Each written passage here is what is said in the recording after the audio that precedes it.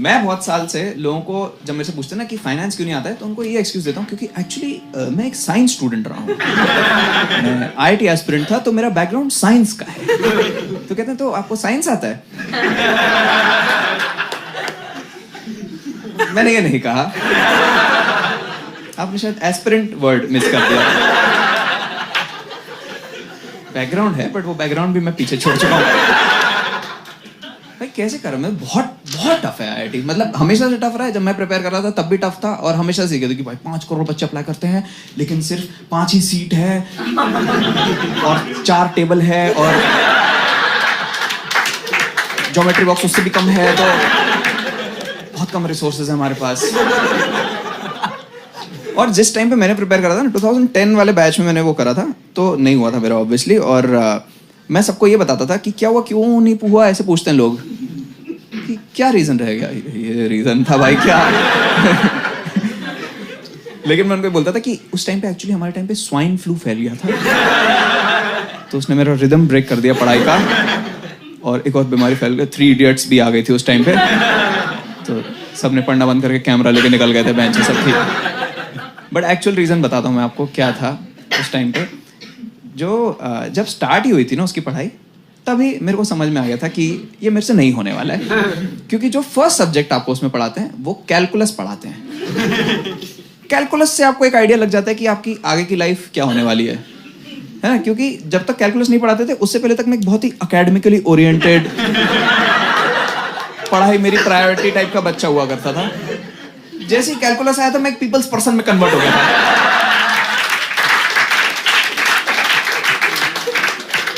कि मैं तो लोगों की कहानियों में इंटरेस्ट है, मेरी वेल्थ तो मेरी फ्रेंडशिप्स हैं। वेदवर्धन साहनी, हम ऐसे डिफरेंशिएट करके नहीं रहेंगे, हम इंटीग्रेट करके रहेंगे सारे।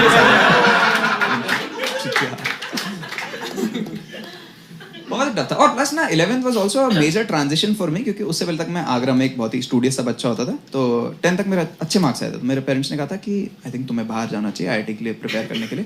कोटा जाओगे? मैं कहा कोटा वोटा नहीं जाना है, सुसाइड करते रहते हैं बच्चे। आई थिंक वाइब बहुत ही डेड होगा उस सिटी का। तो हमने कहा अच्छा वहीं जाओगे तो कहाँ, दिल्ली जाओगे? डीपीएस आर के पुरम। मैं कहा बिल्कुल जाएंगे भाई, बिल्कुल। कह रहा नाम सुना? मैं वीडियो भी देखा है।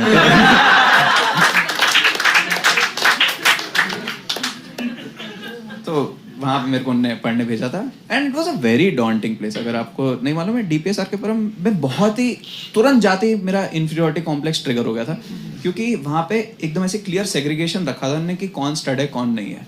कि सारे स्कूल्स में होता है, बट इसमें ड्रेस कोड से पता चल जाता था आपको कि जिन लोगों ने स्पोर्ट्स में कुछ नेशनली करा है वो रेड ब्लेजर पहन के आएंगे, जिनने इंटरनेशनली कुछ अचीव करा है वो रेड टाई पहनेंगे, जिनने ब्लू ब्लेजर पहना है वो अकेडमिकली अच्छे हैं, ब्लू टाई तो अकेडमिकली कुछ इंटरनेशनल, कोई क्या गेम है समझ नहीं पा रहा हूं मैं कि ये एमयूएन कर कुछ करके आए हैं, और जिसने कुछ नहीं करा है वो ग्रीन ब्लेजर ग्रीन टाई पहनेगा।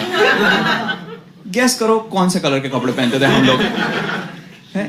तुम कैसे कॉन्फिडेंट फील करोगे? तुम सोचो सुबह उठ के जा रहे हो कि वाह आज स्कूल मचा देंगे, ओ मैं तो एक हरा चूतिया हूं, मैं क्या करूंगा, मुझे क्या आता है। मुझे आज तक कॉम्प्लेक्स है उसका। भाई मेरी गर्लफ्रेंड मेरे को रेड टाई गिफ्ट कर रही थी, मैं कहा मैं डिजर्व नहीं करता।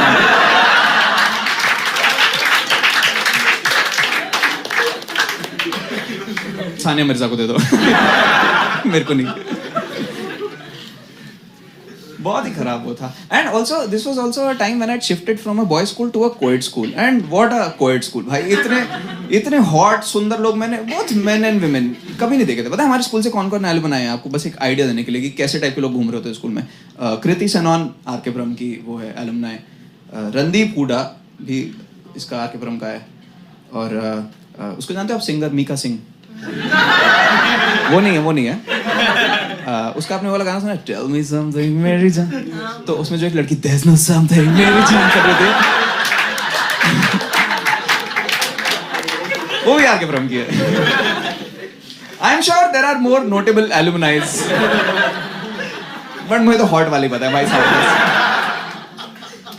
कोई उस दिन मेरे को बता रहा था कि तुझे पता है तेरे स्कूल से रघुराम राजन भी है। मैं कहा भाई क्या, पहले बता देता बहन, जो मैं पार्टी में जाके लोगों को बोल रहा हूँ तूने मीका खाने को लड़की देखी जो ऐसे करती रहती है।